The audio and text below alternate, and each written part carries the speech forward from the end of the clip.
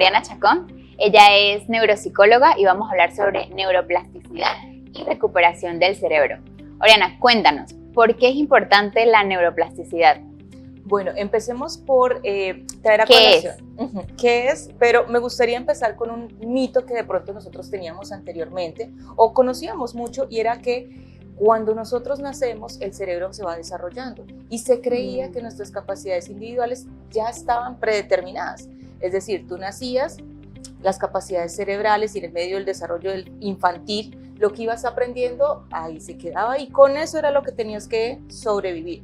Resulta que cuando aparece la neuroplasticidad, el término viene a revolucionar todo el campo científico y de alguna manera tuvo un gran impacto y al día de hoy tiene un gran impacto. ¿Qué es? Resulta que se dieron cuenta los científicos que el cerebro se puede seguir enseñando y modificando y de alguna manera se puede de alguna forma ir transformando en la medida que pasa el tiempo. Es decir, no solamente cuando tú eres niño el cerebro está aprendiendo, sino que también en la medida que vas creciendo se pueden aprender habilidades. ¿Qué sucede de pronto a nivel interno y a nivel cerebral? Resulta que la neuroplasticidad es una propiedad del sistema nervioso en el que las neuronas empiezan a generarse comunicación entre ellas. Es lo que llamamos una sinapsis. Voy a poner como ejemplo mis manos, que es una neurona y otra neurona.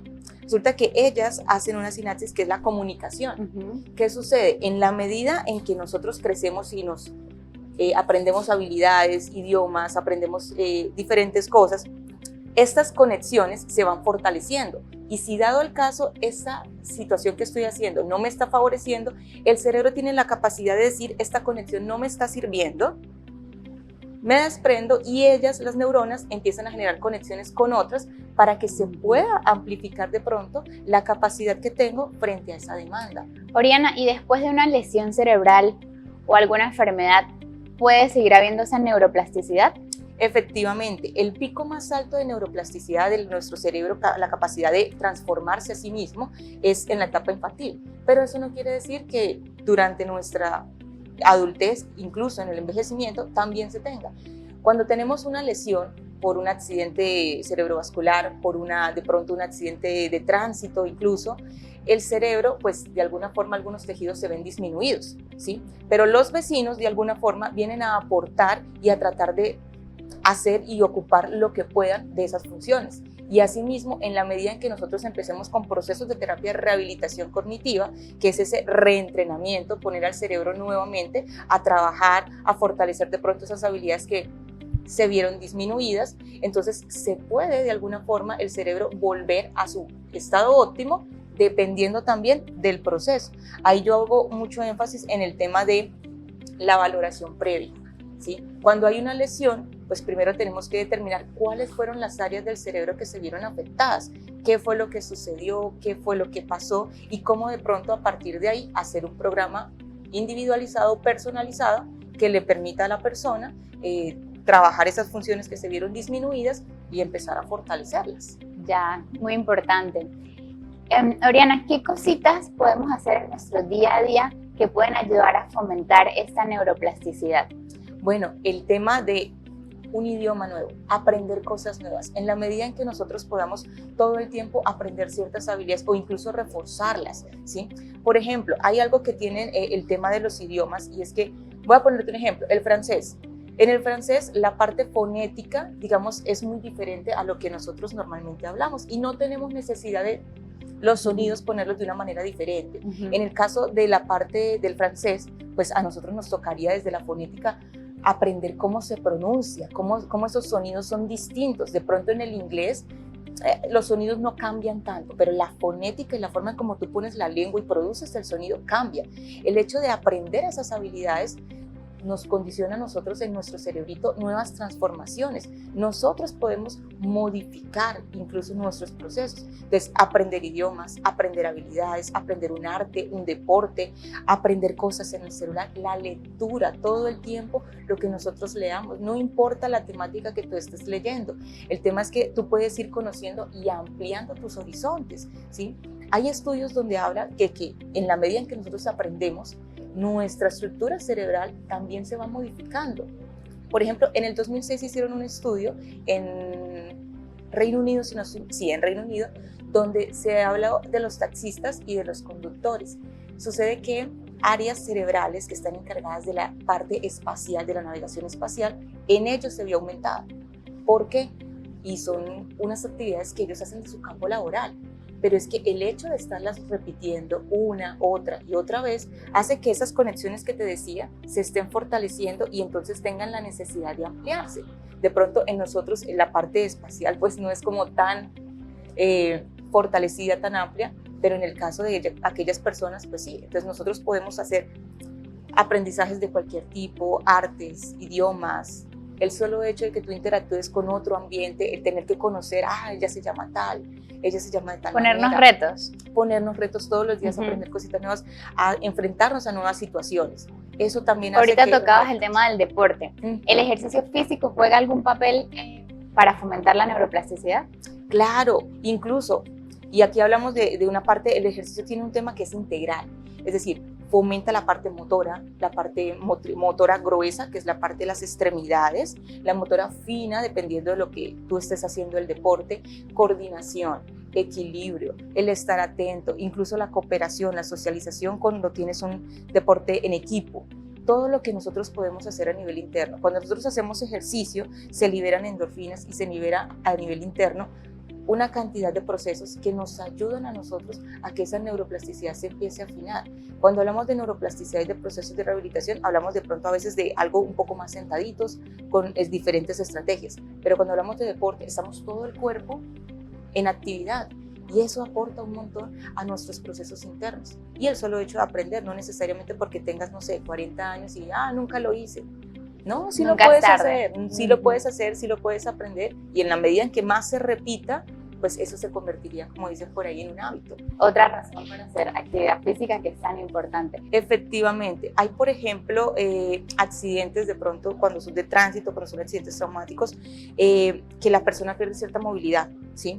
Entonces, cuando la persona se demora mucho en iniciar un proceso de rehabilitación a nivel motriz, digamos que hay personas que quedan con medio lado, que lo que llamaríamos una hemiparesia, ¿cierto? Ya sea del lado derecho o lado izquierdo, donde su movilidad se ve disminuida. Es decir, aquí yo muevo mi manita bien, pero acá de pronto me cuesta más trabajo. Y ahí requiere de pronto el proceso de fisioterapia, ¿sí? Cuando la persona se demora mucho en empezar, los vecinos o de pronto a nivel interno estructural, los vecinos que están por ahí, que pueden aportar a que esa área motora que se ve limitada, comience a trabajar, entonces se empiezan a fortalecer esas conexiones. Cuando yo empiezo temprano, entonces las conexiones que se empiezan a establecer me ayudan a recuperar más fácilmente mi capacidad de movilidad. Pero entonces volvemos a lo que te decía, la importancia de un proceso de evaluación que pueda favorecer de una manera personalizada todos esos procesos que se ven disminuidos. Y en la medida en que más temprano nosotros podamos de alguna manera empezar procesos, es mucho más efectivo la recuperación y de pronto puede aumentar ya no en un 100%, pero sí en un 80, 90%. Continuamos hablando de este tema tan interesante como es la neuroplasticidad y la recuperación del cerebro. Estamos con Marlene Prado, quien también es neuropsicóloga. Los avances que existen actualmente los encontramos en dos áreas. De pronto desde la neurología encontramos unas técnicas no invasivas y desde la neuropsicología encontramos la terapia el neurofeedback.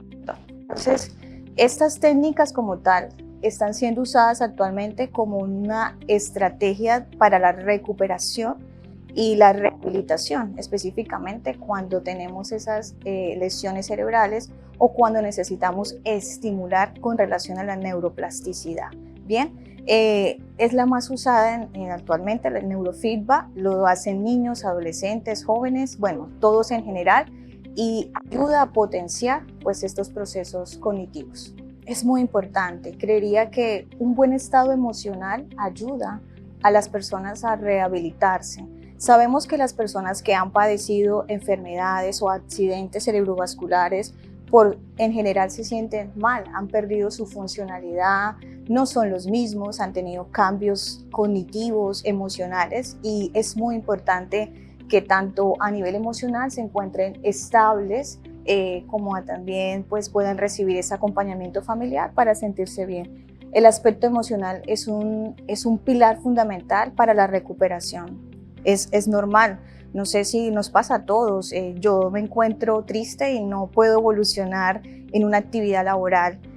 Ahora súmale que tengo una necesidad, una condición neurológica, una enfermedad, una situación que no me permite desarrollarme de una forma como anteriormente lo hacía. Esto ocasiona que estemos con episodios depresivos, que estemos en un declive emocional, y es muy importante que estemos acompañados de familiares que nos ayuden, también de un buen terapeuta que nos fortalezca en este aspecto para poder recuperarnos de este proceso. ¿Qué podemos hacer para mejorar nuestra capacidad cognitiva? Actualmente existen muchas estrategias que nos han documentado las redes sociales, ¿sí? Pero por lo menos podemos empezar con unas básicas. Mi compañera Oriana mencionaba actividades físicas, una buena alimentación, son importantes, pero también encontramos estrategias cognitivas como las aplicaciones que tenemos en nuestras redes sociales que nos pueden ayudar en ese cuidado, en esa estimulación cerebral.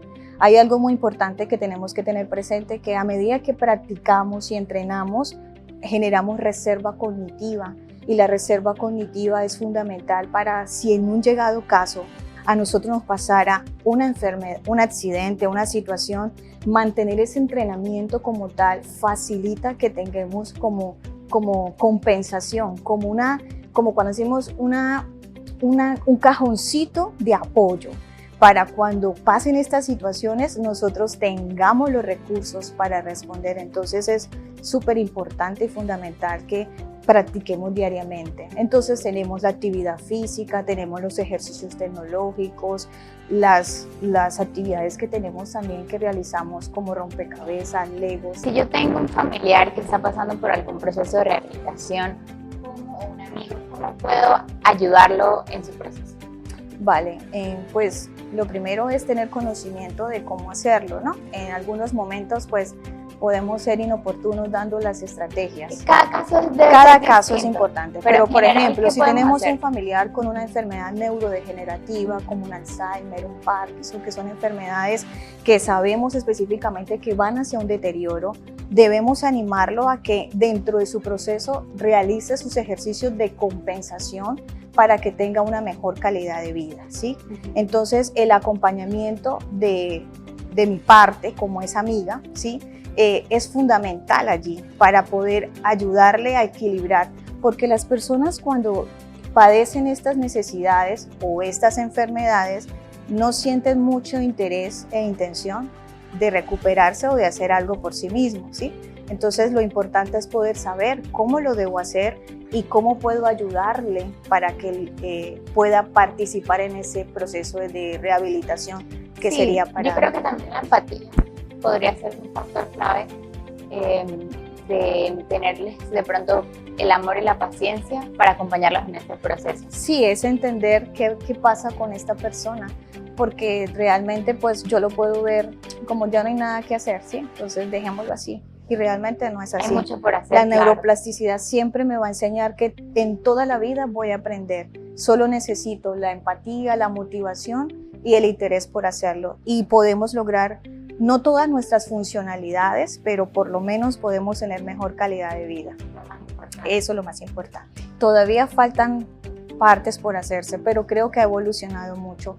Anteriormente no existían tantas herramientas para abordar a estas personas y solamente había tratamiento farmacológico, que era lo que se podía hacer como una ayuda terapéutica. Ya actualmente están varios profesionales que se incorporan allí para trabajar. Tenemos el acompañamiento de terapeutas ocupacionales, terapeutas físicos, tenemos neurólogos, nosotros como neuropsicólogos hacemos un gran aporte en el trabajo y en el funcionamiento de estas personas, y creemos que lo hacemos desde la estimulación para niños y lo hacemos desde la recuperación en un proceso de enfermedad.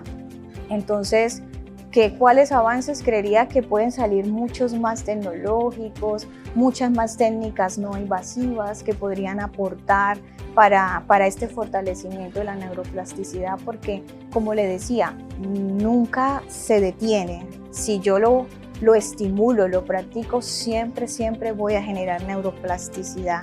aún esté en una edad avanzada, lo voy a lograr siempre y cuando tenga el entrenamiento apropiado para hacerlo, ¿bien? Así que no podemos quedarnos quietos, no podemos quedarnos, ya soy vieja, entonces ya no voy a hacer nada, porque no, debemos practicarlo porque esta es la medida en la que nosotros logramos esa neuroplasticidad.